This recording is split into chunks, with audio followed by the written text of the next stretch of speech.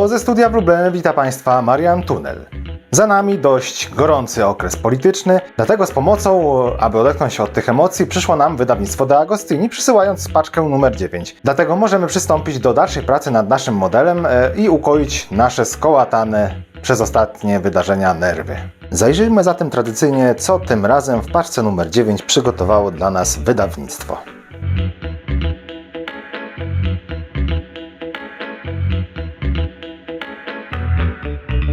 Tego nawet już nie zamierzam komentować.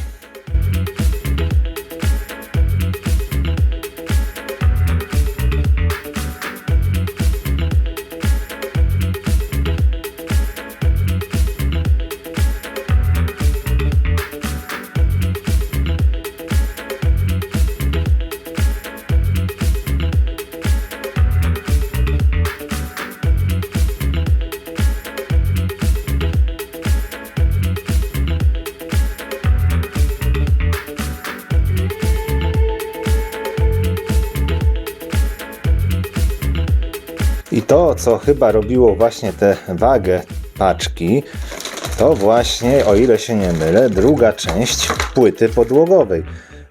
No nie ukrywam, że przeczuwam problemy z kadrowaniem. Dodatkowo naszym oczom ukazuje się kolejny prezent, a w zasadzie prezent, który powinien być jako następny w stosunku do tablicy rejestracyjnej, czyli taki dosyć mały model kara. Ja nie będę rozpakowywał tego modelu, ponieważ mamy taki plan, żeby ten model być może wziął udział w jakiejś zabawie na naszej stronie Knight Rider Polska. Tak więc śledźcie Knight Rider Polska i zobaczymy, być może uda się ten model tam jakoś rozdysponować. I oczywiście kolejne numery naszych gazetek.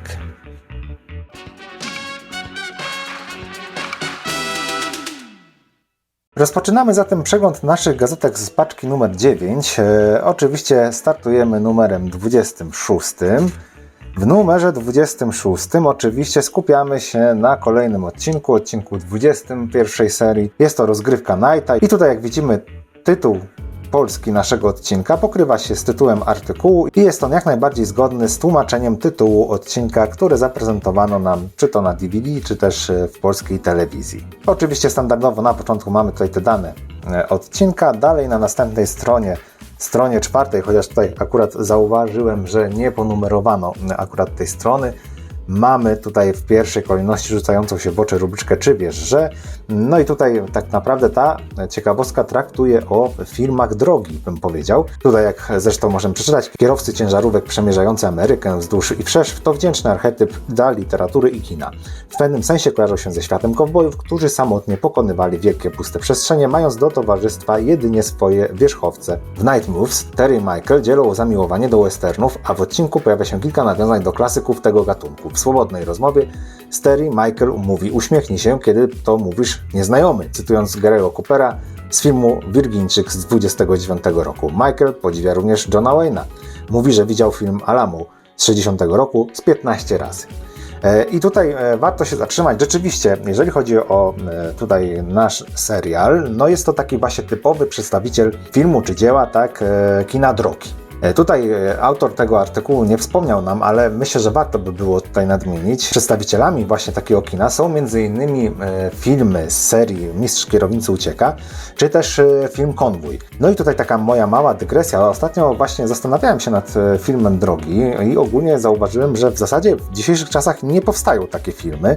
Nie wiem, z czego to wynika. Myślę, że warto by było chyba wrócić przynajmniej raz na jakiś czas z taką koncepcją właśnie filmu. Przynajmniej dla mnie jest to dosyć przyjemne kino, no i takie w miarę rozluźniające. Na pewno byłoby to dosyć ciekawe urozmaicenie, jeżeli chodzi o tutaj nasz rynek kinowy, który w tym momencie zalany jest m.in. na przykład komediami romantycznymi. Warto by było się nad tym zastanowić, natomiast to mówię, poddaję taką kwestię do zastanowienia się dla Państwa. Na stronie 5 mamy również naszą ukochaną rubrykę playlista i tutaj znowu należałoby zwrócić uwagę na to, że ona jest dosyć rozbudowana. No tutaj myślę, że jak najbardziej krok w dobrą stronę. Miejmy nadzieję, że to się utrzyma w dalszych numerach, bo tak jak mówię, no niestety tutaj z regularnością tej rubryki bywało niestety różnie. W dalszej części mamy screeny z odcinka i oczywiście instrukcje składania dołączonych do numeru części. W gazetce numer 27 mamy oczywiście kontynuację opisywania kolejnego odcinka, odcinek 21. Tutaj właśnie, jeżeli chodzi o polski tytuł odcinka, mamy Niefortunny proceder i tutaj to tłumaczenie jest zgodne z tym, co mieliśmy właśnie przy tłumaczeniu odcinku serialu. Natomiast znowu mamy to rozdwojenie, ponieważ tytuł artykułu jest już zgoła odmienny, czyli nikt nie zrobi tego lepiej.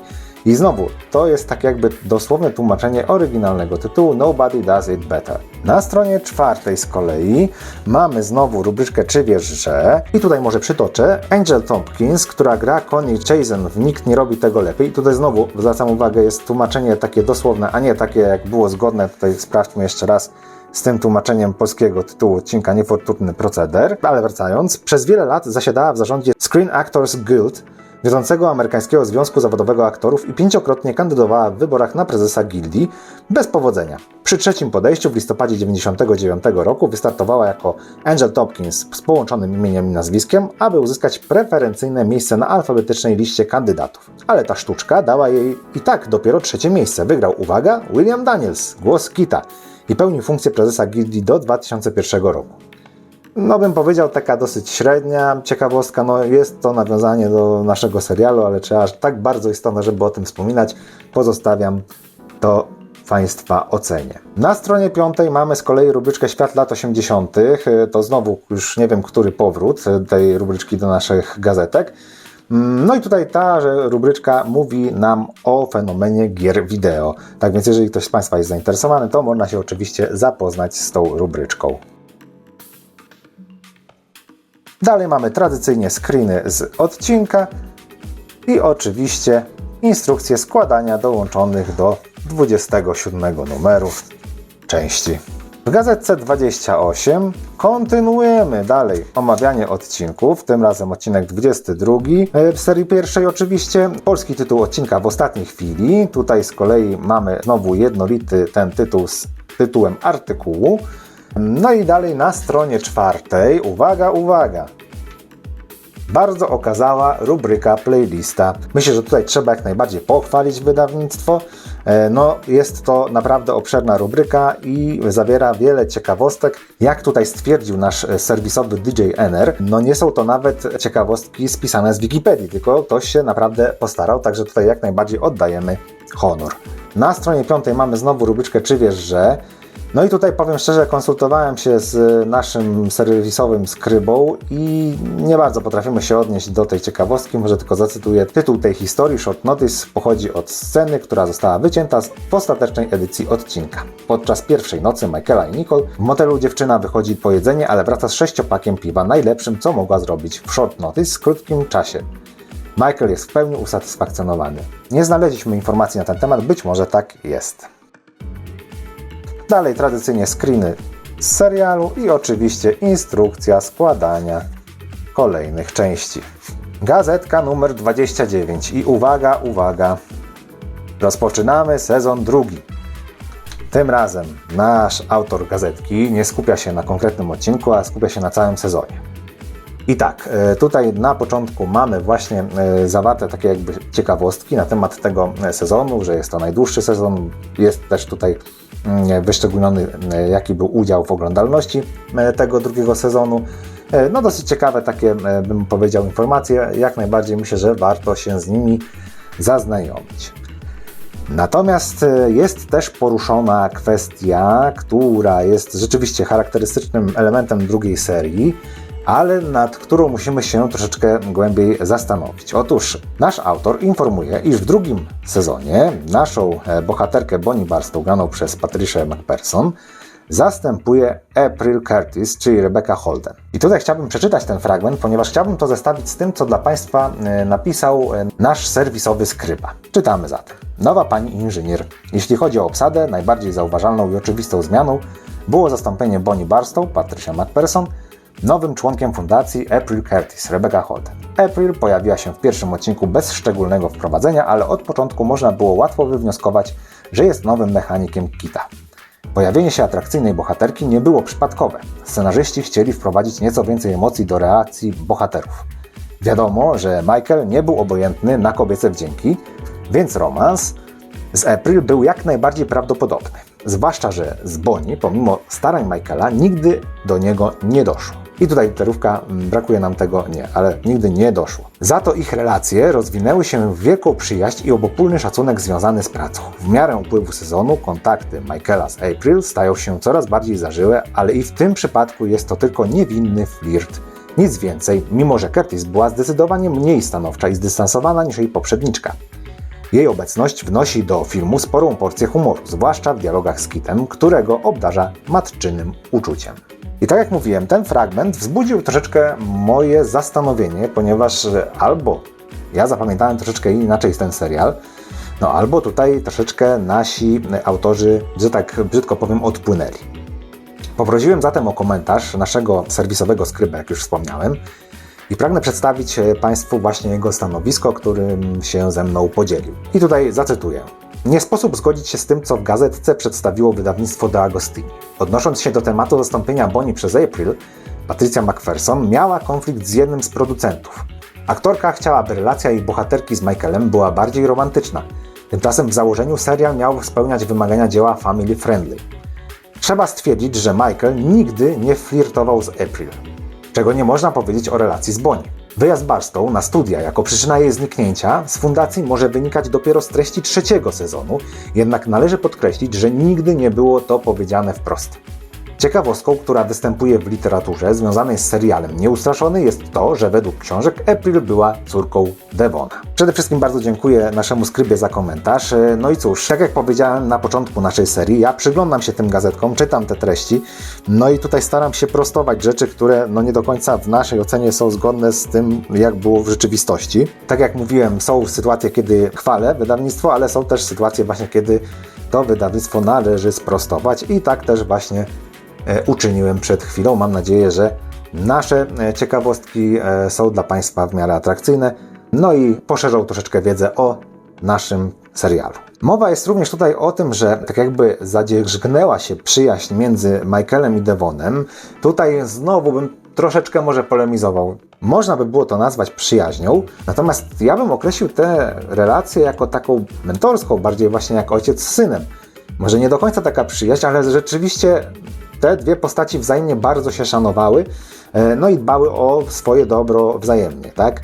Tak więc tutaj tak można było powiedzieć. Mowa jest również o tym, że ta relacja między Michaelem i Kitem przerodziła się w taką jakby przyjaźń i tutaj właśnie ta przyjaźń, myślę, że byłaby jak najbardziej prawidłowym określeniem. Nie można przejść obojętnie wobec tej rubryki metryczka i tutaj mowa jest właśnie o April Curtis. Oczywiście są tutaj te wszystkie ciekawostki takie podstawowe, tak? Kto grał, prawda, April Curtis, czyli Rebecca Holden, tak? Kiedy się pojawiła po raz pierwszy i należałoby pochylić się nad tutaj tym z kolei akapitem historia. Przeczytam znowu ten fragment. Awansowana z działu nowych projektów Night Industries April zajęła dotychczasowe miejsce Bonnie, która wyjechała, aby kontynuować studia. W tym czasie Curtis była nie tylko odpowiedzialna za naprawę Night Industry 2000, ale także dzięki swojej wiedzy jako inżyniera systemowego dodawała pomysłowe nowe gadżety i możliwości. Ponadto służyła jako osobista asystentka Devona Milesa i uczestniczyła osobiście w kilku misjach. Kiedy Garth Knight ją poznał, wydawała mu się bardzo atrakcyjna, ale April stanowczo go odrzuciła. Po zakończeniu pracy w fundacji prawa jej rządu wróciła do swojego poprzedniego zajęcia w Night Industries. Bardzo ciężko jest mi to skomentować. Przypominasz mi kuskę, którą kiedyś miałem. Przyszła do mnie dzika, pełna animuszu. Zabrało mi 2 tygodnie, żeby ją wytresować. Każda minuta sprawiała mi przyjemność. Brzydzę się tobą. Na stronie 5 mamy tutaj taką rubryczkę główna obsada 2. sezonu i szczerze mówiąc nie widzę bardzo potrzeby tego, by ta rubryczka tu występowała, bo oczywiście widzimy tutaj, że jedyną zmianą, która nastąpiła, to jest właśnie zamiana Patricia McPherson na Rebecca Holden, a przecież poprzednie strony właśnie o tym traktowały, więc czy wymagało to jakiegoś takiego podsumowania? Nie wiem. Na samym dole strony 5 mamy wypisane odcinki 2. sezonu. Myślę, że to jest dosyć akurat ciekawa rubryczka, jak najbardziej można pochwalić. Strona 6 i 7 budzą moje troszeczkę zdziwienie, ponieważ jak już przekonaliśmy się na przykładzie sezonu 1, kolejne gazetki domniemywam, że będą traktowały o kolejnych odcinkach naszego serialu, Tak, tutaj znowu nasz wydawca pokusił się o to, żeby zrobić, tak jak to już chyba nazwałem w ostatnim odcinku, streszczenie streszczenia. Czyli mamy tutaj nazwany jak gdyby ten artykuł jako kultowe sceny, po czym mamy wymienione w zasadzie w większości odcinków z tego właśnie drugiego sezonu. No i tak naprawdę przy każdym zdjęciu tak jakby z tego odcinka mamy taki skrót tego odcinka, skrót tej fabuły tego odcinka. Nie wiem, czy to jest akurat potrzebne w przypadku, gdy następne nasze gazetki będą się właśnie opierać o to, by opisać bardzo szczegółowo, po raz kolejny podkreślam, nasze poszczególne odcinki drugiego sezonu. Następnie oczywiście mamy instrukcję składania kolejnych części. Szczęśliwie przechodzimy do ostatniego numeru naszego dzisiejszego odcinka, czyli numeru 30 i tak jak przewidywałem, rozpoczynamy omawianie odcinków sezonu drugiego. Co ciekawe, akurat jeżeli chodzi o nasz pierwszy odcinek serii drugiej, jest to odcinek Goliat, który jest odcinkiem dwuczęściowym. I tutaj autor pokusił się nam o rozbicie opisu tego odcinka właśnie na te dwie części. No tutaj tłumaczenie nie mogło być inaczej, no jest to po prostu Goliat, tak? Tu w zapisie polskim, tu w zapisie amerykańskim, więc tutaj jest to jak najbardziej poprawne. Na stronie 4 cieszmy się wszyscy. Nasza ulubiona rubryka playlista. Ja tutaj już wspominałem przy okazji poprzedniej rubryki, ale jeszcze raz wspomnę. Wszystkie te rubryki, playlista, konsultuję z naszym DJ-em NR-em i tutaj jak najbardziej DJ NR powiedział, że przybija tutaj taką swoją pieczątkę zatwierdzenia. Tak więc jeżeli ktoś jest zainteresowany, jak najbardziej można zapoznać się tutaj z tą rubryką. Na stronie 5 mamy z kolei znowu rubryczkę Czy wiesz, że? I tutaj znowu pozwolę sobie przeczytać, jest to dosyć krótkie. Sean Ora Engelman, która gra krupierkę Ritę Wilcox, szukającą pomocy fundacji w Goliat, pojawiła się już wcześniej w serialu, w pierwszym odcinku pierwszego sezonu The Night of the Phoenix, którego akcja również rozgrywała się w Las Vegas. Wtedy Engelman wcieliła się w Loni, jedną z pracownic Komtronu, która dopuściła się szpiegostwa przemysłowego, a której śladem podążył Michael Long. I tutaj warto zauważyć, że tak naprawdę wykorzystywanie tych samych aktorów w różnych odcinkach jako różne postacie nie jest czymś odkrywczym, nie jest czymś nowym, ponieważ jeżeli się przyjrzymy dobrze innym produkcjom, zwłaszcza na przykład polskim, to zauważymy, że to zjawisko występowało dosyć często. Tutaj takim moim sztandarowym przykładem, który zawsze lubię podawać, jest serial 07 Zgłoś się. Tam wielu aktorów grało różne role, wielokrotnie pojawiając się w tym serialu w różnych odcinkach. Co prawda, należy tutaj zaznaczyć, że kolejne odcinki 07 Zgłoś się pojawiały się nie z zastępem tygodniowym, tak jak w większości przypadków było to w serialach chociażby amerykańskich, a potrafiłyby to być nawet różnice wynoszące rok, a nawet i więcej, parę lat. Natomiast no, teraz oglądając, prawda, w dzisiejszych czasach, kiedy możemy obejrzeć ten serial, jak gdyby, brzydko mówiąc, ciurkiem, tak, wszystkie odcinki po kolei, no to bardzo się to rzuca w oczy. No i takim sztandarowym, jak już wspomniałem, przykładem jest chociażby Piotr Franceski, który potrafił zagrać dwie praktycznie główne, bym powiedział, role w dwóch różnych odcinkach i to były dwie różne role. Tak więc jak najbardziej taki, brzydko mówiąc, recykling aktorów zdarzał się, więc tutaj no ciekawostka, no taka sobie bym powiedział, no ale jak najbardziej można było to zauważyć. Chwała za to autorowi. Na stronie 6 standardowo mamy oczywiście screeny z odcinka i dalej instrukcje składania kolejnych części. Udało nam się szczęśliwie dojść do końca przeglądu gazetek, tak więc nie przedłużając, zapraszam Państwa do składania naszych dołączonych do paczki 9 części modelu.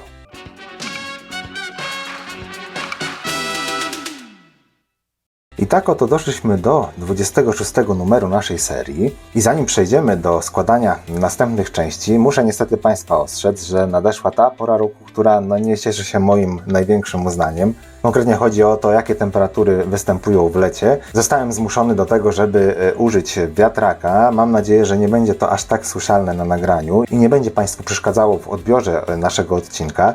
No niestety, no muszę się jakoś ratować, mam wiatrak, więc z tego wiatraka będę korzystał, tak by jakoś dotrwać do końca naszego odcinka. 26 numer mówi nam o tym, że składać będziemy turbinę, dokładnie określa to jako turbina 8, cokolwiek to znaczy. W każdym razie dołączone do tego numeru części to przedni filtr wlotu powietrza, Dalej mamy ramę przedniego filtra wlotu powietrza, przedni lewy wlot powietrza o 1, przedni lewy wlot powietrza o 2, lewa osłona wlotu powietrza, prawa osłona wlotu powietrza. Do tego mamy oczywiście pokrywę obudowy wlotu powietrza, obudowę wlotu powietrza. No i oczywiście standardowo zestaw naszych śrubek. Z tego, co już tutaj sobie zaobserwowałem w instrukcji, do złożenia tych części będą nam również potrzebne tutaj te elementy, które złożyliśmy jeszcze w poprzednich numerach. W pierwszym kroku mamy połączyć ze sobą obie te części przedniego wlotu powietrza. Jak już połączymy je ze sobą, mamy je skręcić śrubkami BP. Oczywiście połączenia możemy dokonać jedynie w jedyny słuszny sposób, tak? Te części są dosyć wyraźnie wyprofilowane, tak więc nie ma innej możliwości jak połączenie tych dwóch części w ten oto sposób. Kiedy już mamy odpowiednio skręcony nasz wlot powietrza, to oczywiście w kroku drugim mamy połączyć ten nasz złożony przed chwilą wlot z resztą wlotu, który składaliśmy w poprzednich częściach. Oczywiście musimy umieścić go w odpowiedni sposób. Jeżeli się przyjrzymy, to tutaj mamy taką wypustkę, która ma dwa otwory. Tutaj i tutaj. Natomiast gdy odwrócimy wlot powietrza, który składaliśmy wcześniej, również zauważymy, że tutaj są takie dwie tulejki, do których będziemy właśnie wkręcać śrubki BP. Potem oczywiście jak dopasujemy nasz wlot dokładnie w ten sposób. W kroku trzecim do naszych złożonych już wcześniej części musimy dołączyć kolejny element, czyli ramię przedniego filtra wlotu powietrza. To ramię mamy przymocować w sposób taki, że te tutaj dwie wypustki mają trafić na te nasze tutaj dwa przykręcone elementy wlotu. I teraz na co zwrócić należy uwagę według instrukcji? Otóż tutaj na tej części mamy wygrawerowaną strzałkę. Ta strzałka ma być skierowana ku górze i górę wyznacza nam ten nadrukowany obszar, tak, w tym naszym wlocie powietrza. Tak więc, no nie inaczej, jeżeli mamy tutaj strzałkę w górę, tak, to tutaj to musi wywędrować dokładnie w ten oto sposób. Kiedy już sobie to dopasujemy, to mamy scalić te dwa elementy poprzez śrubki BP i tutaj znowu przyjrzyjmy się w tych tutaj wgłębieniach. Jeżeli Państwo tutaj zauważycie, to mamy takie otwory, zarówno tutaj w jednym tym wgłębieniu, jak i w drugim wgłębieniu. Tak. No i tak samo otwory mamy, jeżeli zdejmiemy, tutaj właśnie wywiercone, tak, tutaj w tych elementach. Tak więc no, otwory muszą się nam zgrać i wtedy, jeżeli nam się zgrają, to musimy skręcić te dwa elementy, tak jak wspomniałem, śrubkami BP. W kroku czwartym do tak złożonych części mamy dołączyć znowu kolejną część, tym razem przedni filtr wlotu powietrza, tak, to jest ta metalowa część. I tęże metalową część mamy przykręcić do naszych tutaj części wlotu powietrza śrubkami EP. I znowu mamy sytuację analogiczną do poprzedniego kroku, czyli zarówno tutaj w tym filtrze mamy wywiercone dwa otwory.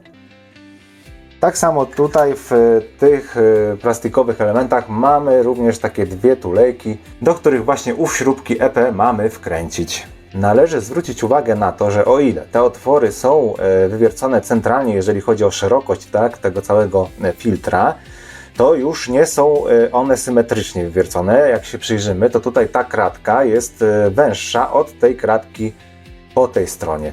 I tutaj tak samo, jeżeli się przyjrzymy, to te wyżłobienia również nie są symetryczne. Jedno jest węższe, drugie szersze, czyli należy drogą dedukcji dobrać odpowiednią szerokość tych kratek do naszych tutaj wlotów powietrza. Nie ma, tak jak mówiłem, różnicy, czy będzie to w tę stronę, czy w drugą, ponieważ jeżeli chodzi właśnie o osiowość tych otworów względem szerokości tej blaszki, one są nawiercone dokładnie po środku, tak więc i tak będą pasowały nam do pozostałych części. Po dokręceniu nasz filtr całkiem dobrze tutaj przylega do pozostałych części, tak więc jak najbardziej tutaj znowu należy pochwalić De Agostini za spasowanie elementów. W kroku piątym bierzemy prawą pokrywę wlotu powietrza i umieszczamy ją do zespołu naszych złożonych części. Ona będzie dokładnie w tym miejscu, po czym rozpoznamy, że jest to prawa pokrywa wlotu powietrza. Otóż, jak zwykle, wydawca nam wygrawerował odpowiednie oznaczenia i akurat tutaj mamy literkę R. Tak więc kiedy już odnajdziemy tą naszą odpowiednią część, przykładamy tutaj w tym miejscu i śrubką GM należałoby ją przykręcić do pozostałego zespołu części.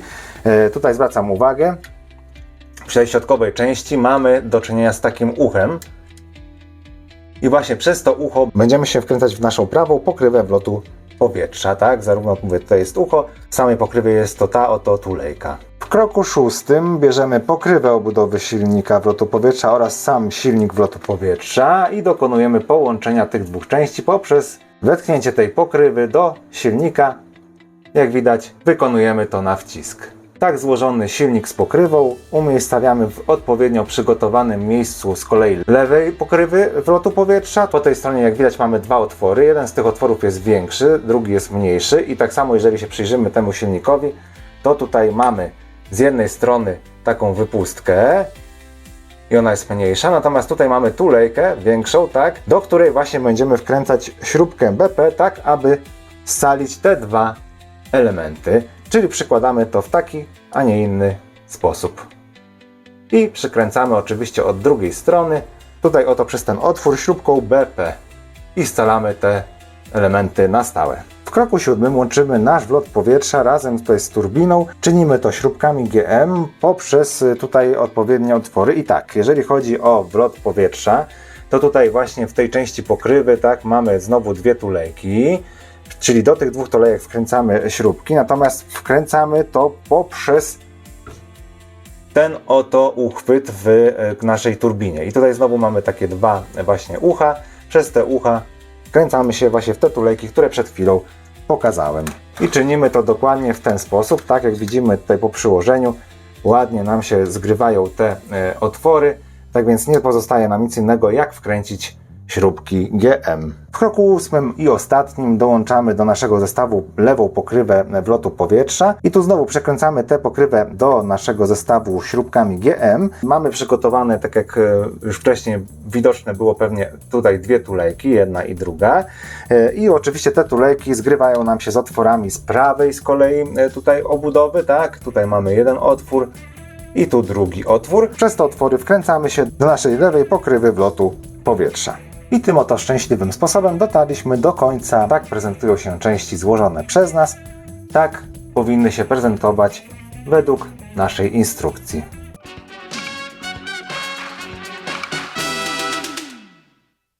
Numer 27 zaskakuje nas mnogością części oraz ich rozmiarem, bo są to naprawdę mikroskopijne części. I w związku z ilością tych części zaskakuje również ilością kroków w instrukcji, ponieważ ta instrukcja kończy się na kroku 13. Do ów numeru mamy dołączone następujące części. Tutaj posługuję się listą dołączoną do naszej instrukcji, czyli tak, część sprężarki 1, część sprężarki 2, część sprężarki 3, złącze 1, spornik 1, złącze 2, zbiornik oleju sprężarki, korek zbiornika oleju. Tutaj uwaga, nie przetłumaczono nazwy tejże części, jest ona opisana w języku angielskim, to jest sleeve inlet. Następnie wspornik 2, uszczelka komory sprężarki, komora sprężarki, zapłon, generator, złącze 3 i oczywiście zestaw cały śrubek niezbędnych do złożenia tych części do naszego modelu. Oczywiście oprócz tych dołączonych części do numeru 27 będziemy potrzebowali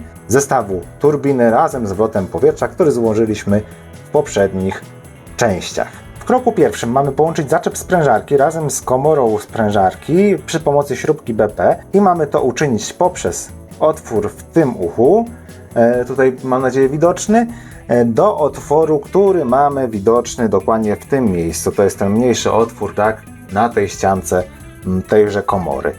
Robimy to według instrukcji w dokładnie ten sposób, czyli biorąc nasz zaczep, odwracamy go w ten sposób, by to wgłębienie było skierowane w naszą stronę. I teraz przykładamy to ucho do tej komory, tak by te otwory nam się zgrały. I tutaj właśnie wkręcamy śrubkę BP. W kroku drugim łączymy naszą część sprężarki razem z wypustką złącza. I teraz tak, mamy to uczynić w taki oto sposób, że mamy wsunąć to nasze złącze do tej oto części sprężarki. I jeżeli się dobrze przyjrzymy, to tutaj na jednej bocznej ściance mamy wyżłopiony taki otwór, przez który będziemy właśnie wsuwać tę płaską część naszego złącza. I również jeżeli zauważymy, to tutaj mamy otwór wywiercony w tymże złączu i tak samo jeżeli się przyjrzymy tutaj przez tą szczelinę do środka naszej tutaj części, to tutaj również widać wywiercony otwór i właśnie te dwa otwory mają się nam zgrać, czyli jeżeli wsuniemy teraz, tak, to elegancko nam się te dwa otwory tutaj zgrywają i teraz w ten otwór od środka mamy wkręcić śrubkę BP. Śrubka, jak widać, przeszła nam na wylot, tak więc mamy pewność, że zostały te dwie części scalone ze sobą prawidłowo. W kroku trzecim mamy połączyć kolejne złącze z kolejną częścią sprężarki i tutaj znowu na początek mamy wsunąć tę naszą część do tej części sprężarki. Jeżeli się przyjrzymy, to tutaj dookoła sobie obrócimy tę część sprężarki, to akurat tutaj na tej jednej ściance mamy takie wyżłobienie, tak? I tutaj w to wyżłobienie akurat idealnie będzie nam pasować ten nasz fragment złącza przy odpowiednim dopasowaniu, czyli tę wypustkę kierujemy na zewnątrz, tutaj nasze zagięte ucho kierujemy do tej wypustki, możemy to śmiało wcisnąć. Jak widać, po wciśnięciu bardzo dobrze się tutaj nasze złącze trzyma i w kolejnym etapie tego naszego kroku trzeciego mamy połączyć te nasze dwie części ze złożonymi przed chwilą częściami. I tutaj znowu, jeżeli się przyjrzymy, to możemy dokonać tego tylko w jeden sposób. Otóż, jeżeli weźmiemy te poprzednio złożone części w rękę, to zauważymy, że mamy tutaj wywiercony otwór, ale ten otwór kończy się tutaj z jednej strony taką wypustką. I jeżeli przyjrzymy się z kolei drugiej tej części, to mamy tutaj taką tulejkę, tak, ta tulejka na pewno nam wejdzie w ten otwór, który pokazywałem przed chwilą i tu z jednej strony tej tulejki mamy taką wypustkę i ta wypustka musi się nam zgrać tutaj z tym wycięciem w naszej tej pierwszej części. I obie te części dosyć luźno łączymy dokładnie w taki oto sposób. Jeżeli się Państwo przyjrzycie, to właśnie te nasze złącza mają być skierowane w jednym kierunku, tak, ku górze. Tutaj, jak widzimy, zgrały nam się te otwory z tą tulejką i z wypustką. I teraz, przechodząc do kroku czwartego, bierzemy złożone części z kroku pierwszego, łączymy z naszymi do tej pory złożonymi częściami. Robimy to w ten sposób, żeby tą naszą tulejką, która jeszcze lekko wystaje, trafić dokładnie w otwór, który widzimy w tym miejscu. Oczywiście bazując na zdjęciach, które mamy dołączone do instrukcji, kierunek odpowiedni do tego, by to złożyć, będzie wyglądał w ten sposób, że trzymając te części w ten sposób, by to wgłębienie było skierowane właśnie ku dołowi, celujemy tą naszą tulejką w ten oto otwór, tak by u wierzchołku, tak jakby tego trójkąta, również znajdowały się te nasze złącza. I kiedy odpowiednio sobie ukierunkujemy już te części, to przy pomocy śrubki BP wkręcamy się w ten otwór, łącząc właśnie te wszystkie części ze sobą. I to wykonane w kroku czwartym połączenie mamy dodatkowo wzmocnić w kroku piątym poprzez przykręcenie dodatkowego wspornika. Tenże wspornik musimy wkręcić przede wszystkim w otwór, który się znajduje tutaj bliżej tej naszej komory sprężarki. Natomiast drugi otwór, jeżeli obrócimy troszeczkę tą sprężarkę, to zauważymy, że znajduje się dokładnie w tym miejscu. Tu mamy z kolei ten wspornik, tak, on widać jest wyprofilowany. I tutaj również, zarówno w tym uchu, jak i tym, mamy wykonane otwory i te otwory mamy dopasować do właśnie otworów znajdujących się w tych częściach, o których wspominałem. I dalej, jeżeli się przyjrzymy, to ten nasz spornik, on nie jest symetryczny, już pomijając fakt, że tutaj, jak widać, jest tak jakby wygięty, ale mniejsza z tym, to ucho jest zdecydowanie krótsze od tego ucha. I ten otwór w dłuższym uchu ma wylądować dokładnie w otworze naszej tutaj komory, natomiast otwór z krótszego ucha ma wylądować tutaj w naszej sprężarce. I kiedy sobie już to dopasujemy, no to oczywiście w te otwory, które pokazywałem, musimy wkręcić śrubki BP. Jak widać, wspornik mamy już na swoim miejscu. Drugi wspornik, który tutaj był łączony do zestawu, mamy znowu umiejscowić w naszym tutaj zestawie części. Oczywiście w tym drugim otworze zaraz obok tego pierwszego wspornika. I teraz tak, mamy to uczynić w taki oto sposób, by tym krótszym uchem dopasować się do tego otworu, aby nasz wspornik szedł tutaj od tego otworu w górę i w naszym kierunku tak skręcał, tak jak widać, tym właśnie drugim uchem. Oczywiście skręcamy ze sobą te dwie części śrubką BP. W kroku siódmym nasz dotychczas złożony zestaw części uzupełniamy o zbiornik oleju sprężarki, czyli tę białą część, i mamy to zrobić poprzez scalenie tego naszego zestawu części z tym zbiornikiem przez śrubkę BP. Mamy to uczynić dokładnie przez ten spornik, który przed chwilą montowaliśmy. No i musimy zrobić to w odpowiedni sposób. Tutaj musimy się posiłkować zdjęciami, które są dołączone do instrukcji. Czyli po pierwsze, musimy zauważyć, że w tym naszym zbiorniku są dwa otwory, z czego one nie są takie same. Jeden jest większy, drugi mniejszy. Następnie, patrząc na to nasze zdjęcie, wychodzi na to, że ten mniejszy otwór mamy właśnie wkręcić do tego mocowania śrubkę BP. I według tego rysunku musimy to zrobić troszeczkę pod kątem, czyli jakoś mniej więcej w ten sposób. To ustawienie tego zbiorniczka jest, że tak brzydko powiem, na oko, na podstawie tego zdjęcia, które mamy dołączone do instrukcji. Natomiast mam nadzieję, że w następnym kroku będziemy już mogli to dokładnie ustawić. Generalnie ta część jest w miarę ruchoma, czyli możemy po prostu ją ustawić tak, jak będzie nam to pasowało. W kroku 8 będziemy montować do naszego zestawu części kolejną część, czyli tutaj już w instrukcji przetłumaczone jako wlot tulei, i to będziemy łączyć właśnie poprzez ten złoty element, jak również przez nasz zbiornik oleju. Tak więc, tak jak mówiłem, tutaj ta część nam połączy te dwie i dzięki temu ta część, czyli ten zbiornik oleju, będzie już ustawiony w sposób odpowiedni. Należy zwrócić uwagę, że tutaj w tejże oto części mamy taką wypustkę z jednej strony, ona jest dosyć cienka, i tutaj mamy taką tuleję, w którą będziemy pewnie wkręcać śrubkę. I jeżeli dobrze się przyjrzymy, to rzeczywiście tutaj w tej złotej wypustce mamy mniejszy otwór, natomiast w zbiorniku mamy otwór większy. Czyli nie pozostaje nam nic innego, jak umiejscowić to w jeden możliwy sposób. I kiedy uda nam się ustawić już te części, to łączymy za pomocą śrubki BP nasz zbiornik z tym wlotem. Udała nam się ta sztuka i teraz w kroku 9 mamy dołączyć do naszego zestawu korek zbiornika oleju. Mamy to oczywiście dokonać poprzez przykręcenie do naszego zbiornika oleju śrubką BP.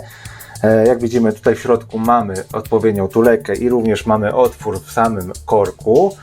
Natomiast tutaj zacytuję, trzeba zwrócić uwagę na to, by trójkątny koniec korka był skierowany na zewnątrz. Tutaj jeżeli się przyjrzymy, to z jednej strony nasz korek jest zakończony takim półokrągłym końcem, natomiast z drugiej strony mamy rzeczywiście taki trójkątny dzióbek, czyli według instrukcji ten trójkątny dzióbek ma się znajdować na zewnątrz, czyli w tym kierunku. Oczywiście tu znowu należałoby zwrócić uwagę, że ten korek z jednej strony posiada takie wytłoczenie prostokątne, z drugiej strony jest płaski.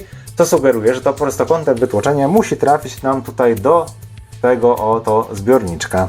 Dokładnie w ten sposób. I zgodnie teraz z instrukcją wkręcamy w środkowy otwór śrubkę BP. W kroku 10 mamy zwrócić uwagę na te dwa otwory. Do tych otworów mamy przymocować nasze kolejne części, czyli zapłon i generator. Tutaj jeżeli chodzi o kolejność, to w otwór ten wyżej mamy zamontować zapłon, natomiast w otworze niżej mamy zamontować generator. W przypadku zapłonu wystarczy wcisnąć tutaj tę część, natomiast jeżeli chodzi o generator, to mamy go wkręcić śrubką CP. I tak, tutaj rzeczywiście mamy ten zapłon. Zapłon mamy wcisnąć tą wypustką do naszej komory, tak by z kolei wypustka z drugiej strony znajdowała się do góry w naszym kierunku. Natomiast jak wspomniałem, generator z kolei mamy zamontować śrubką CP w tym drugim otworze i teraz jak zauważymy, generator ma tutaj takie wycięcie, to wycięcie ma właśnie zgrywać się tutaj z tą naszą komorą, natomiast te wypustki 3, które mamy, mają być skierowane na zewnątrz i finalnie wygląda to właśnie tak. Zostawiamy na moment złożone przed chwilą części i wracamy do naszych części z poprzednich numerów. Otóż w kroku 11 mamy zamontować złącze 3, tak jest to nazwane, w małym otworze wskazanym na uchwycie wlotu powietrza. No i uwaga, nie wiem czy Państwo to zauważycie, bo próbowałem rozkodować zdjęcia dołączone do instrukcji i nijak nie udało mi się to. Musiałem się dobrze przyjrzeć naszym częściom i naprawdę bardzo ciężko było znaleźć miejsce, w które powinienem zamontować to oto złącze. Otóż okazuje się, że jeżeli naprawdę mocno wytężymy wzrok, to tutaj na tej czarnej części, nie wiem czy ja nawet Państwu będę w stanie to pokazać na kamerze. Jeżeli nie, to musicie Państwo mi uwierzyć na słowo. Otóż tu dokładnie w tym miejscu jest przystosowany do zamontowania tego naszego złącza otwór. Siedziałem parę dobrych minut, żeby przyjrzeć się temu, gdzie mogę to zamontować i dopiero po dłuższym czasie znalazłem właśnie ten otwór. Tak więc tutaj nie przedłużając, zamontujmy tę część. Nie wiem, czy mi się to uda bez pensety, chyba nie, więc spróbujmy jeszcze pensetą. No to był dramat, proszę Państwa.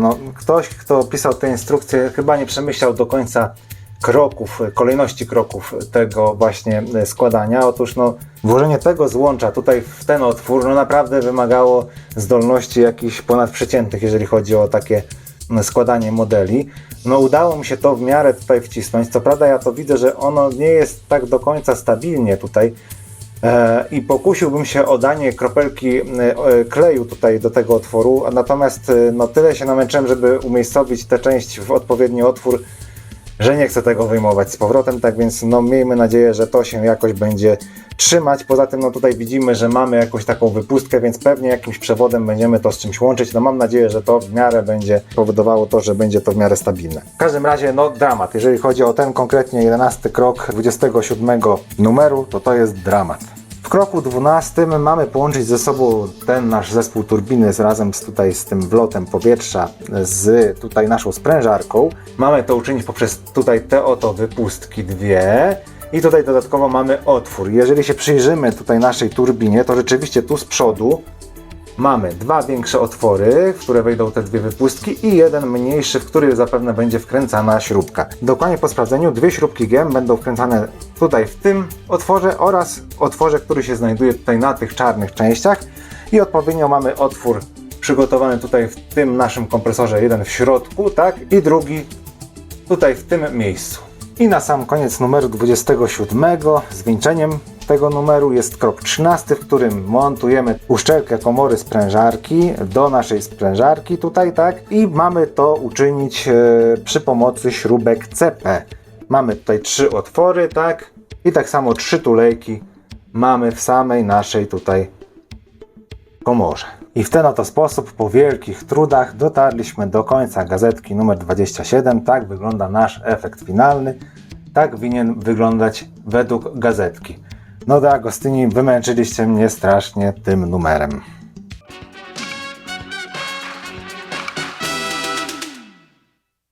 Numer 28 dalej nie zawodzi, jeżeli chodzi o ilość części. Co prawda nie są tak drobne jak w numerze 27, ale również nie ma ich mało. No i tak, mamy po kolei skrzynię biegów, czyli obudowa skrzyni biegów prawa i lewa. Mamy miskę olejową skrzyni biegów, do tego mamy wspornik skrzyni biegów, filtr paliwa 1 i 2 i uszczelkę skrzyni biegów. Do tego mamy różnego rodzaju przewody i między innymi są to przewód paliwowy, przewód dodatni akumulatora, przewód cewki zapłonowej, rura AC1, przewód sterowania elektronicznego, przewody paliwowe znowu 2 i przewód cewki zapłonowej.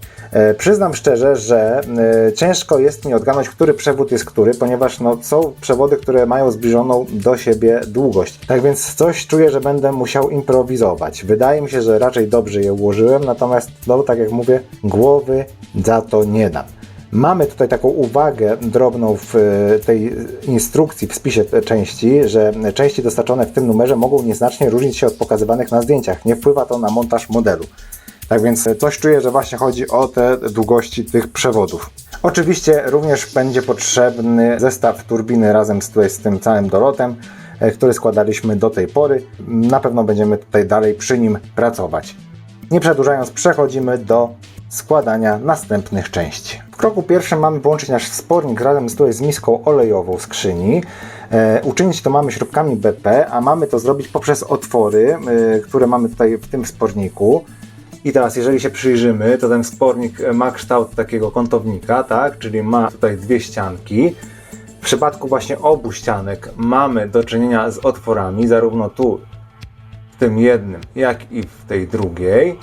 I cóż, wygląda na to, że na pierwszy rzut oka może się wydawać, że jest to symetryczne, natomiast nic bardziej mylnego. Tutaj, jeżeli zauważymy, to jedna ścianka jest szersza, tutaj mamy odstęp jeszcze od tych tulejek, natomiast druga ścianka jest no, zdecydowanie węższa i już tego odstępu nie ma. I przyglądając się temu zdjęciu na instrukcji, wyglądałoby na to, że właśnie tą węższą część mamy skierować do tej naszej miski, a ta szersza część ma tutaj wystawać do góry. Tutaj, jeżeli się przyjrzymy jeszcze tej misce, to również ona nie jest symetryczna. Te tulejki nie są symetrycznie po środku, tylko są skierowane bliżej jednej strony. I według tego, co ja tutaj widzę na zdjęciu, to mamy ten wspornik umieścić w ten sposób, by ta nasza węższa ścianka właśnie była skierowana do naszej miski i dodatkowo ta druga ścianka, która nam prostopadle idzie do góry, była właśnie tutaj skierowana do środka tejże misy, czyli dokładnie w ten oto sposób.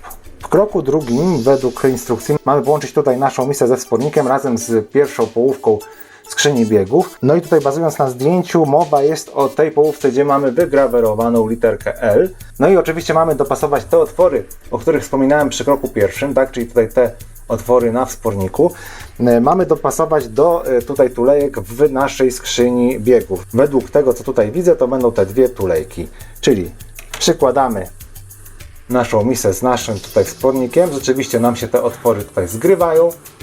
I teraz jak już się nam to zgrało, to skręcamy te dwie części śrubkami EM. W kroku trzecim sięgamy już po naszą turbinę razem tutaj z wlotem powietrza i łączymy tę naszą turbinę razem z tymi częściami skrzyni biegów, które do tej pory złożyliśmy i czynimy to za pomocą śrubek EM wkręcanych do tych dwóch tulejek. Tutaj jeżeli się przyjrzymy, mamy dwie tulejki i te dwie tulejki zgrywają nam się tutaj, jeżeli odwrócimy sobie ten cały zestaw turbiny, to tutaj mamy takie ucho z dwoma otworami, tak? Jeden i drugi. I właśnie przez te dwa otwory wkręcamy te śrubki EM. W kroku czwartym będziemy przykręcać drugą połowę skrzyni biegów, nie zapominając tutaj również o umieszczeniu uszczelki skrzyni biegów.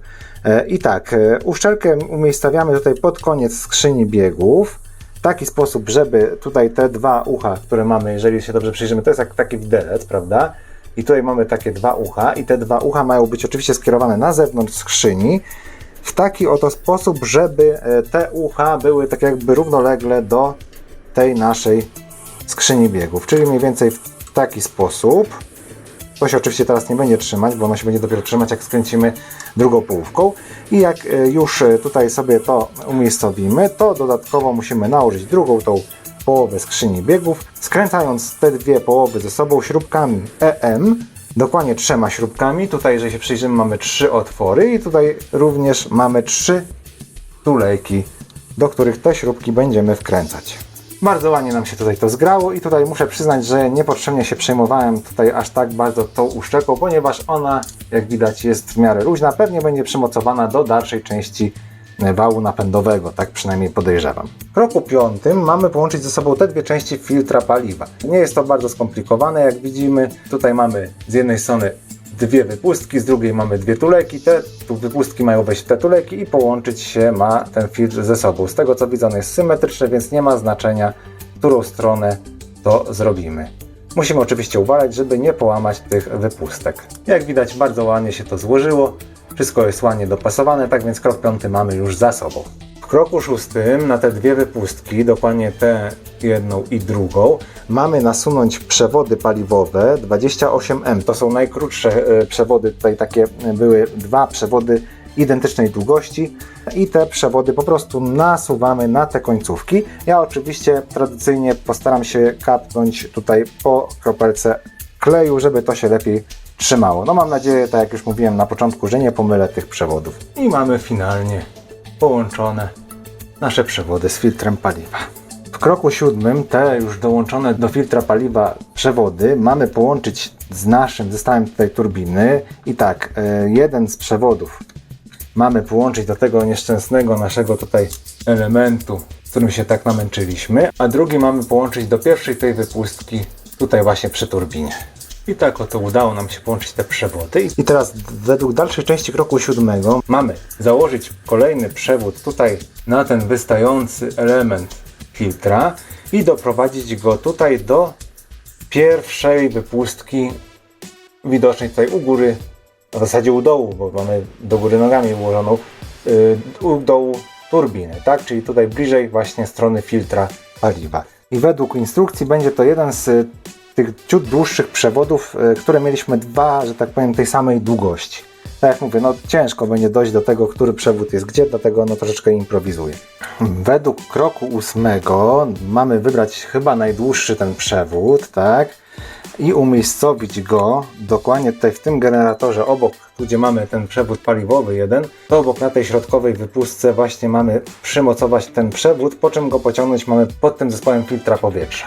Według kroku 10 mamy podłączyć przewód AC1, czyli to będzie ten najgrubszy przewód i mamy to uczynić prawdopodobnie tutaj na tę końcówkę tej złotej części. Mówię najprawdopodobniej, ponieważ szczerze mówiąc nie bardzo potrafię to odczytać z tego zdjęcia, ono jest tak niewyraźne i tak małe, że naprawdę ciężko je rozszyfrować. Wychodzi na to, że chyba chodzi właśnie o tę końcówkę. Zaraz zobaczymy, jeżeli wejdzie, to znaczy, że nie pomyliłem się.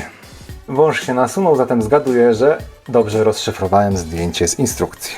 W kroku 10 mam wziąć przewód dodatni akumulatora, to jest chyba drugi z tych najdłuższych, z tego co tutaj sobie wypatrzyłem w instrukcji, i mam podłączyć pod dwie części, czyli tutaj mam dołączyć według tego, jak oni to nazywają, tylny słupek, to jest tutaj dokładnie od tutaj do tej wypustki, tak. Natomiast drugiego koniec mam połączyć do tej wypustki drugiej, która nam została na spodzie turbiny. W kroku 11, najkrótszy przewód, który mi pozostał, mam podpiąć najpierw do tego słupka, tutaj z kolei mamy od boku taki bolczyk, i mam to połączyć z kolei tutaj właśnie z tym elementem na zapłonie. W kroku 12 mam połączyć przewód paliwowy 28H. Przyznam szczerze, że już się pogubiłem w tych przewodach, więc biorę ten, który jest krótszy i który mi pozostał. Podłączyć mamy tutaj do tej właśnie wypustki i później przeprowadzić pod tymi dwoma przewodami i zostawić tak do następnych części. Tak więc tak też uczynimy. I tak oto prezentuje się nasz efekt finalny. No jest to plątanina niesamowita tych przewodów.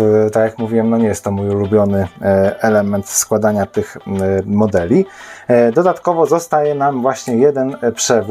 Mam nadzieję, że ten, który powinien zostać, ten zostaje. No to się pewnie okaże już przy następnych numerach. No i tak też również prezentuje się efekt finalny według naszej gazetki. Tak więc wydaje mi się, że jest on przynajmniej podobny do tego, co nam zaprezentowano w instrukcji. Przechodzimy do numeru 29.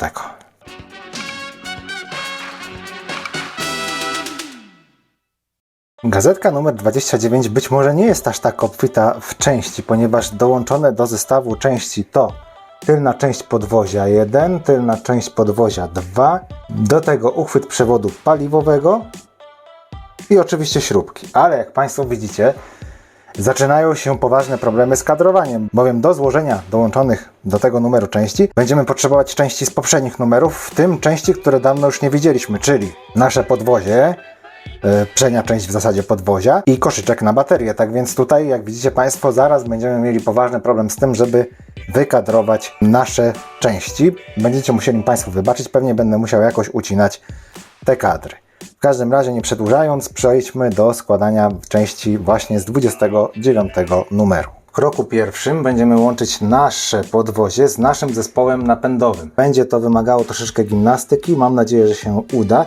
Oczywiście musimy zrobić to w ten sposób, żeby ten zespół napędowy, czyli ta turbina razem z tym wlotem powietrza znajdowały się nad tutaj tym podwoziem, czyli tutaj w komorze silnika, natomiast skrzynia biegów razem tutaj z tym uszczelniaczem ma iść pod spodem, już pod podwozie. Spróbuję to jakoś wykonać i jak już mi się to uda, to pokażę Państwu, w jaki sposób to zrobiłem.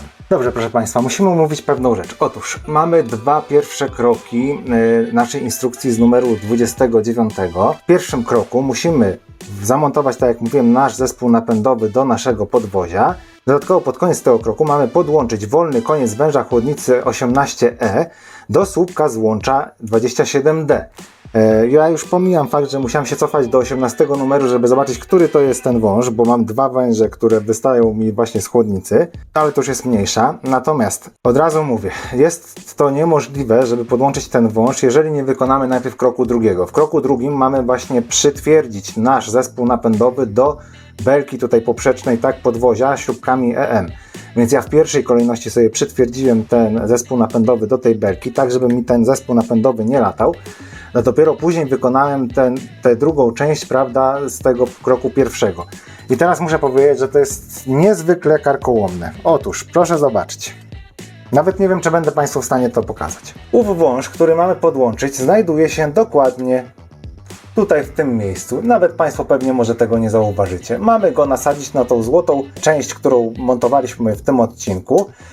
I jest to dla mnie niewykonalne, jeżeli chodzi o podłączenie, tak, że tak powiem, manualne palcami. No nie wejdzie, nie da się rady wejść w ten otwór, tak by to podłączyć. Nie wiem, kto to wymyślił, żeby właśnie w tej kolejności to zrobić. Być może gdyby nie zamontować tego całego układu dolotowego, to być może dałoby się to od góry zrobić. Natomiast no nie ma możliwości, żeby to normalnie palcami zrobić poprzez tamten otwór od dołu. Więc no udało mi się po bardzo długich bojach zamontować ten wąż poprzez pensetę. Nie wiem, na ile będzie trwałe to połączenie, ponieważ, no tak jak mówiłem, zazwyczaj staram się troszeczkę kapnąć kleju, żeby to gdzieś tam się związało. Tutaj nie byłem w stanie, no po prostu nie dało rady dojść do tego miejsca. Tak więc tutaj konstrukcyjnie De Agostini niestety popłynęło.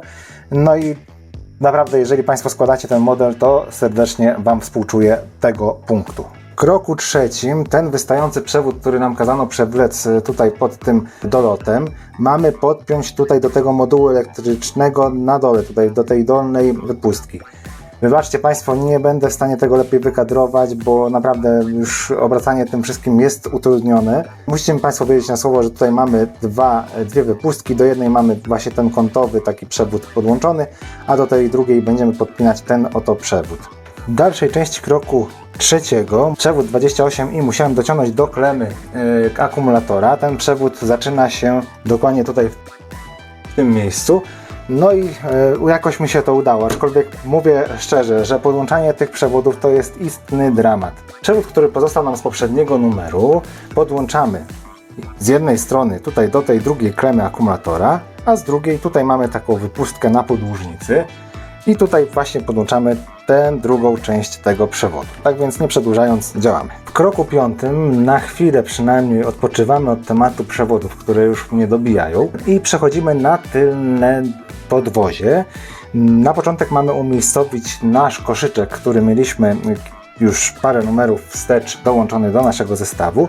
Mamy umiejscowić tutaj w tym oto otworze baku paliwa i oczywiście tenże koszyczek przykręcamy śrubkami AM, to już w kroku szóstym, natomiast należy pamiętać, że mamy też włącznik przy tym koszyczku i miejsce na ten włącznik znajduje się dokładnie tu w tym miejscu, tak więc należy pamiętać o tym, żeby ten włącznik tutaj odpowiednio zamontować. W kroku ósmym bierzemy tę oto tylną część podwozia plastikową i dopasowujemy tutaj te kominki, które są tutaj w tym plastiku, tak, raz, dwa, trzy, do tych kominków, które mamy tutaj, raz, dwa, trzy. Przykładamy oczywiście tak, żeby dopasować te kominki i później w dalszej części kroku ósmego przytwierdzimy do podwozia tęże część za pomocą śrubek BP. Krok dziewiąty jest jak dla mnie dziwny i to nie jest spowodowane tym, że wydruk na gazetce jest okropnie niewyraźny.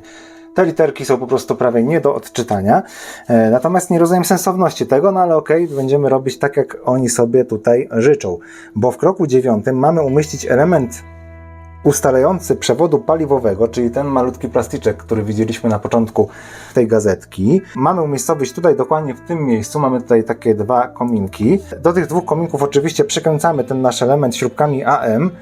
No i według tego, co tutaj piszą, on ma generalnie przytrzymywać przewód paliwowy, no tylko, że my tu żadnego przewodu na ten moment nie mamy, więc mam takie przeczucie, że będziemy jeszcze odkręcać tę część, no ale dobrze, na razie zróbmy tak, jak nam wydawca każe. W kroku 10 i ostatnim tego numeru nadchodzi wiekopom na chwilę połączenia obu płyt podłogowych, tej tylnej, prawda, i tej przedniej.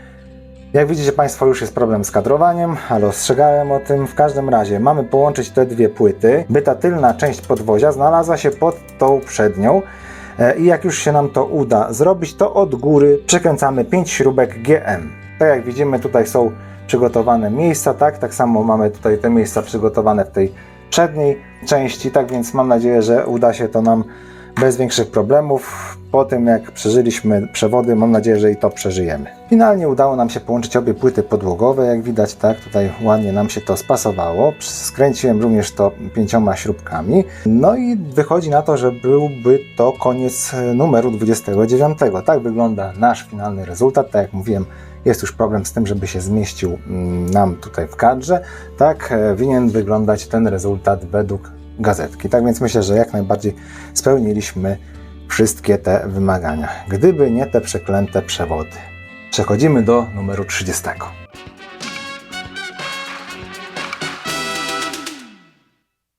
Przechodzimy do ostatniej, 30 gazetki tego odcinka. Taka ciekawostka dla Państwa, jest to dosłownie chwila przerwy. Dla mnie jest to już następny dzień. Poprzednie części nagrywałem do godziny 4 i tak jak już wspomniałem, przewody dały mi nieźle w kość, dlatego postanowiłem sobie zrobić przerwę i następnego dnia przystąpić do składania tego ostatniego numeru. W każdym razie, w ostatnim numerze mamy do złożenia zespół belki podwozia.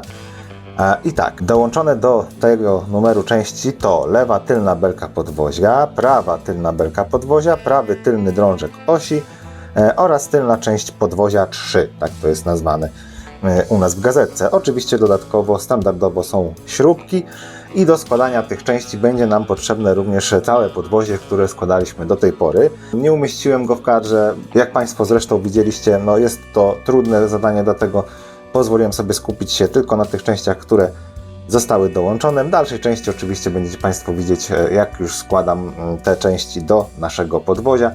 I też obawiam się, że będą to już kadry, że tak powiem, obcięte, skupiające się nad tą częścią podwozia, nad którą będę w danej chwili pracował. Nie przedłużając, przechodzimy do składania modelu. W kroku pierwszym mamy skupić się nad lewą tylną belką podwozia. I teraz zazwyczaj chwaliłem do Agostini w związku z zaznaczaniem poszczególnych części, czyli czy to jest prawa część, czy lewa część. Natomiast w dniu dzisiejszym, no muszę przyznać, że chyba wdarł się mały, brzydko mówiąc, babol, ponieważ jeżeli weźmiemy jedną z tych belek, to zauważymy, że z żadnej strony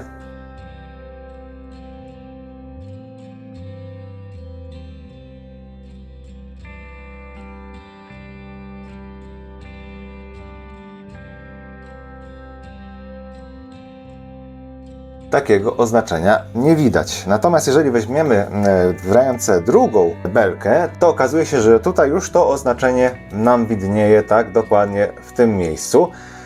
Tak więc no, sugerując się logiką, jeżeli mamy zaznaczoną prawą belkę, no to siłą rzeczy lewa belka to jest ta, która nie została oznaczona. Aczkolwiek no szkoda, że nie zostało tutaj to wygrawerowane. Myślę, że nie jest to jakiś wielki problem, a zawsze by to jakoś ułatwiło jeszcze bardziej to składanie. Tu jeszcze dodatkowo dodam jedną rzecz. Jest jeszcze jedna różnica różniąca te dwie właśnie belki. Jeżeli się dobrze przyjrzymy, to mamy akurat przed sobą belkę lewą. Obok kładę belkę prawą i zapewne jak Państwo już zauważyliście, różnią się kształtem. Belka lewa jest tutaj wygięta, natomiast belka prawa jest prosta.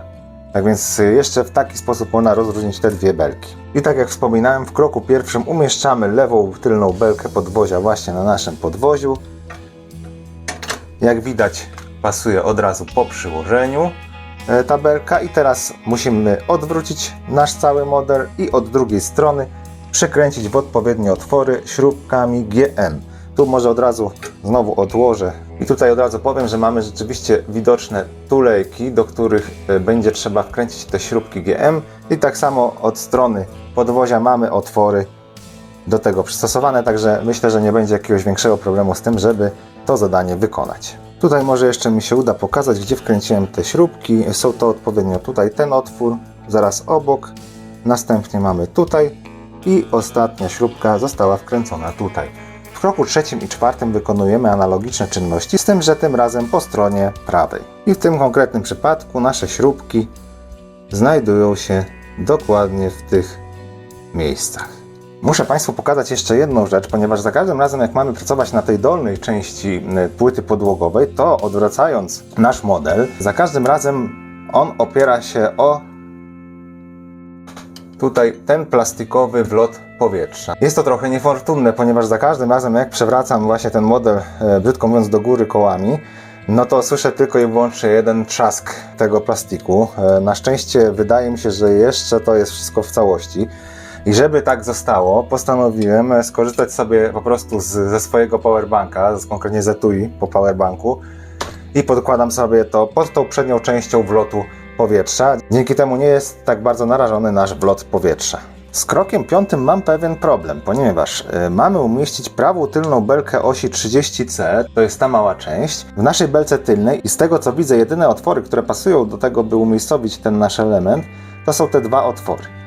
I według zdjęcia, które mamy w punkcie 5, ta nasza część ma rzeczywiście być skierowana ku zewnętrznej krawędzi naszej płyty podłogowej. I tak też układa nam się, gdy to przyłożymy do naszej belki. Tutaj, żeby przyłożyć, to od razu powiem, mamy wypustkę oraz mamy nawiercony otwór. I tak samo tutaj mamy te dwa otwory. W jeden otwór wchodzi nasza wypustka, natomiast w drugi będziemy wkręcać śrubkę GM. Ale jak przechodzę do kroku 6, to nagle Na tej ilustracji ta nasza część wydaje się być skierowana do wewnątrz płyty podłogowej. Mam nadzieję, że jest to wina niedokładności tego zdjęcia, ponieważ tak jak mówię, nie mam możliwości umiejscowienia tej części w taki sposób, by była skierowana ona do środka płyty podłogowej. No i przy dalszych pracach mam nadzieję, że okaże się, że to nasze umiejscowienie jest poprawne. W kroku 6 i ostatnim pozostajemy przy prawej tylnej części naszego podwozia i mamy umiejscowić tutaj właśnie naszą plastikową część, sekcję podwozia 3, dokładnie tutaj w tym miejscu. I rzeczywiście, jeżeli się przyjrzymy, odwrócimy sobie tę naszą część, to tutaj mamy dwie tulejki i te dwie tulejki będą nam pasować do tych z kolei dwóch tulejek umiejscowionych z tyłu pojazdu. No i tutaj znowu zwracam uwagę, że z kolei po tej stronie mamy wywiercony otwór, który to otwór będzie się z kolei zgrywał z tą tulejką. Tak więc nie ma innej możliwości jak zamontowanie tej części dokładnie w ten sposób. Ta część weszła z lekkim oporem, czyli wychodzi na to, że te nasze tulejki się spotkały ze sobą i weszły jedna w drugą. No i teraz oczywiście musimy znowu odwrócić naszą całą płytę podłogową i od tej drugiej strony przykręcić w te nasze dwie tulejki śrubki BP. Obie śrubki BP są już na swoich miejscach. Tym optymistycznym akcentem, szerokim kadrem kończymy nasz odcinek 9. Znowu musiałem umiejscowić podwozie do góry kołami, ponieważ efekt finalny z gazetki jest właśnie sfotografowany w ten oto sposób. Czyli tak prezentuje się nasz efekt finalny, a tak winien prezentować się według naszego wydawcy. Muszę przyznać, że ten odcinek dał mi mocno w kość. Mam nadzieję, że tutaj docenicie Państwo mój wysiłek, zostawiając jakiś komentarz, łapkę w górę bądź w dół, jeżeli się nie podobało, i subskrybując ten kanał. Na dzisiaj się z Państwem już pożegnam. Dziękuję Państwu bardzo za uwagę. Mam nadzieję, że kolejne odcinki będą troszeczkę mniej wymagające, no ale cóż, tak czy inaczej musimy sobie z tym poradzić. Tymczasem zapraszam na Państwa ulubiony fragment naszych odcinków, czyli test kota.